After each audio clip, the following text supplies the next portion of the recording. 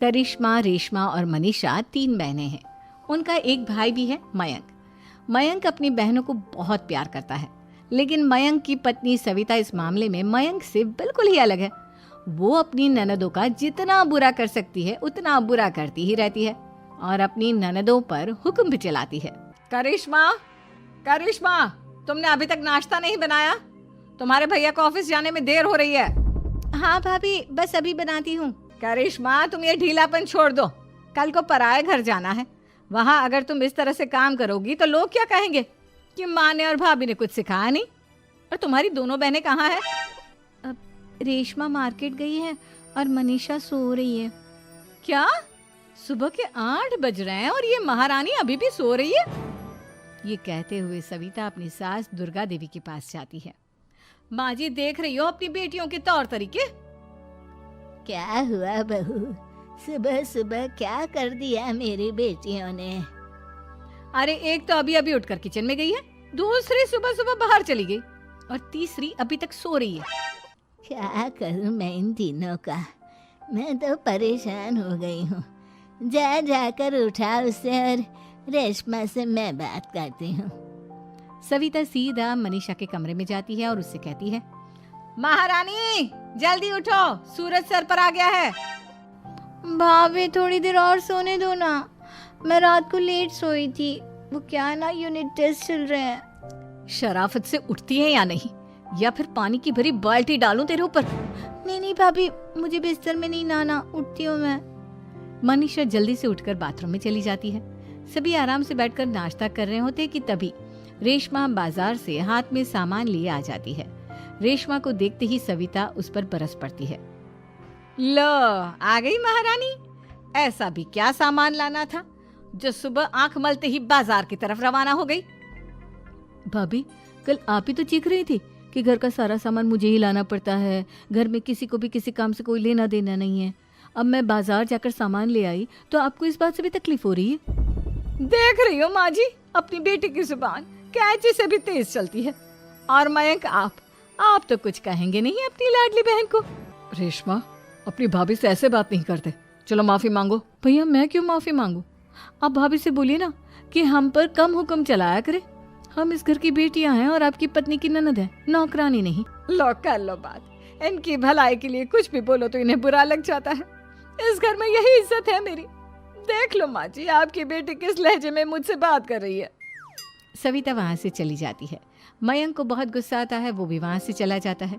फिर करिश्मा रेशमा को समझाती है, रेशमा, तुम्हें भाभी से माफी मांग लेनी चाहिए थी ना। लेकिन दीदी, मैंने कुछ किया ही नहीं, तो मैं माफी क्यों मांगू? हाँ करिश्मा दीदी, रेशमा दीदी जैसे ही घर में आई भाभी ही उन पर चिल्ला रही थी। हाँ, मैं मानती हूँ कि गलती भाभी की थी। मैं तो इसलिए बोल रही हूँ कि भाभी ने माँ को तो पूरी तरह अपने वश में कर लिया है। वो हमारी बात सुनती ही नहीं। मयंक भैया हमारे लिए हमेशा खड़े रहते हैं, इसलिए उनकी बात का मान तो तुम्हें रखना चाहिए था ना। कोई फायदा नहीं दीदी, कुछ दिनों की बात और है, भाभी उन्हें भी हमारे खिलाफ भड़का देंगी। फिर वो भी माँ की तरह हमारी किसी बात का विश्वास नहीं करेंगे। इसी तरह सविता अपनी तीनों ननदों को किसी न किसी बात पर परेशान करती रहती थी। एक दिन मयंक अपनी तीनों बहनों के लिए गिफ्ट लाया। क्या रेशमा, ये तुम्हारे लिए हार का सेट। रेशमा, तुम्हारे लिए सुंदर सी ड्रेस। और मनीषा, तुम्हें किताबें पसंद है ना, तुम्हारे लिए किताबें लाया हूँ। थैंक यू भैया। थैंक यू भैया। थैंक यू भैया। करिश्मा, तुम्हारा नेकलेस कितना सुंदर है, ये भैया कहाँ से ले आए होंगे? मैंने भैया को 3 दिन पहले फोन पर ये डिजाइन दिखाया था और आज भैया ये ले आए। सविता तो अपनी ननदों के गिफ्ट्स देखकर जल गई और करिश्मा का नेकलेस तो उसे भी बहुत पसंद आया था। अपनी बहनों के लिए कितना अच्छा नेकलेस लेकर आए हैं, मुझे कभी कोई गिफ्ट नहीं दिया। मैं आज ही ये हार चुरा लूंगी। रात में सविता करिश्मा का हार चुरा लेती है और इसी तरह उसे अपनी ननदों की जो भी चीज अच्छी लगती वो उसे मांगती नहीं, बल्कि रात के अंधेरे में चुरा लेती।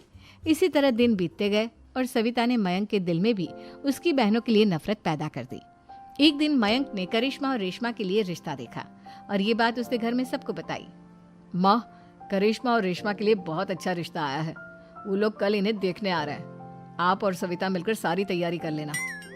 ये सुनकर करिश्मा और रेशमा खुश हो जाती हैं, लेकिन सविता सोचती है, अगर इन दोनों बहनों की शादी हो गई तो घर और बाहर का काम कौन करेगा? मनीषा तो एक नंबर की कामचोर है, उससे तो किसी बात की उम्मीद लगाना ही बेकार है। मुझे इस शादी को रोकना होगा। अगले दिन सभी लड़के वालों के स्वागत की तैयारी करने में लगे होते हैं। तभी मयंक अपनी बहनों से आकर कहता है, तैयार हो गई तुम दोनों? देखो दोनों लड़के बहुत अच्छे हैं, मैं कोई कसर नहीं छोड़ना चाहता, इसलिए तुम उनके सामने अच्छे से बिहेव करना और अपनी भाभी से लड़ने मत लग जाना। करिश्मा, तुम वो नेकलेस पहन लो ना जो मैं तुम्हारे लिए लाया था। भैया मैं बहुत देर से वो नेकलेस ढूंढ रही हूँ, लेकिन मुझे मिल ही नहीं रहा। क्या तुमने नेकलेस खो दिया? तुम्हें पता भी है वो कितना महंगा था? तुम कोई काम ढंग से नहीं कर सकती। मयंक गुस्से में वहां से चला जाता है। थोड़ी देर बाद लड़के वाले भी आ जाते हैं। वो दोनों बहनों को पसंद कर लेते हैं और रिश्ता पक्का हो जाता है। लेकिन सविता के दिमाग में तो कुछ और ही खिचड़ी पक रही थी। वो पंडित जी के पास करिश्मा की कुंडली लेकर जाती है और उन्हें पैसे देकर करिश्मा की कुंडली बदलवा देती है। जब लड़के वालों के पास करिश्मा की कुंडली जाती है तो वो दुर्गा को फोन करते हैं। बहन जी, हमने करिश्मा की कुंडली अपने पंडित जी को दिखाई थी। आपकी बेटी की कुंडली नहीं बल्कि दोषों का पिटारा है। देखिए, मैं और मेरे पति इन सब बातों में बहुत विश्वास करते हैं, इसलिए हम आपकी बेटी से अपने बेटे की शादी नहीं करा सकते। इस तरह करिश्मा का रिश्ता टूट जाता है और सभी घर वालों को बहुत दुख होता है। अब कविता सोचती है, चलो करिश्मा का तो रिश्ता टूट गया, अब रेशमा का भी रिश्ता तोड़ना है। क्या करूं? अब सविता आवाज बदलकर किसी अननोन नंबर से रेशमा के होने वाले ससुराल में फोन करती है। हेलो, मैं कौन हूँ कौन नहीं ये आपके लिए जानना जरूरी नहीं। बस इतना सुन लो कि रेशमा का 2 साल से किसी के साथ अफेयर चल रहा है। बस रेशमा का रिश्ता तोड़वाने के लिए सविता का इतना कहना काफी था। अब रेशमा का भी रिश्ता टूट गया। मयंक और दुर्गा देवी ने रेशमा को खूब खरी खोटी सुनाई और उससे बार बार उस लड़के के बारे में पूछने लगी। आप दोनों मुझे क्यों परेशान कर रहे हो? अरे कोई लड़का होगा मेरी लाइफ में तो मैं बताऊंगी ना, जब कोई है ही नहीं तो कहाँ से लाऊं मैं कोई लड़का? तो तेरे होने वाले ससुराल वालों को फोन किसने किया था?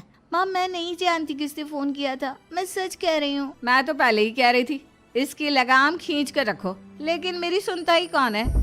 आप चुप रहिए भाभी, ये सब आपका ही किया धरा है। अब तीनों बहनों को विश्वास हो जाता है कि ये सब उनकी भाभी ही कर रही है। तीनों बहनें अपनी भाभी को सबक सिखाने के लिए एक वकील कर लेती है और घर में हिस्सा मांगना। देखो भैया, माँ बाप की जायदाद में जितना बेटों का हक होता है उतना ही बेटियों का, इसलिए इस घर के 4 हिस्से होंगे और हमें अपना हिस्सा चाहिए। मैंने तुम्हारे लिए क्या क्या नहीं किया और तुम इस घर में हिस्सा मांग रही हो? भैया, आप और माँ हम बहनों की कोई बात नहीं सुनते हो और भाभी हमारी शादी नहीं होने देगी क्योंकि उन्हें लगता है कि आप हमारी शादी में ज्यादा पैसा लगाओगे और उन्हें हम जैसी फ्री की नौकरानी कहाँ मिलेगी। तो हम भाभी के साथ तो रह नहीं सकते, हम बहनों को अपना हिस्सा चाहिए। अरे तुम्हें शर्म आनी चाहिए अपने भाभी पर ऐसा इल्जाम लगाते हुए। वो तुम्हारे बारे में कितना सोचती है। हाँ माँ, भाभी हमारे बारे में बहुत सोचती है, दिन रात बस यही सोचती रहती है कि किस तरह से अपनी तीनों ननदों को परेशान करूं और कभी मुझे पढ़ने भी नहीं देती। दोनों बहनों का रिश्ता भी तो इन्होंने ही तोड़वाया है और रात में हमारे कमरे में आकर हमारी चीजें भी चुराती हैं। इसी तरह सविता की तीनों ननदें अपनी बात पर अड़ी रही। अब कोर्ट में तारीख भी शुरू हो गई। जब सविता को लगा कि उसकी तीनों ननद इतनी आसानी से नहीं मानने वाली, तो उसने अपने पति और सास को सारी सच्चाई बता दी और अपनी तीनों ननद से माफी मांगी। मयंक और दुर्गा को भी अपनी गलती का एहसास हो गया। अब सविता खुद करिश्मा और रेशमा के लिए अच्छा रिश्ता ढूंढती है और उनकी शादी करवाती है।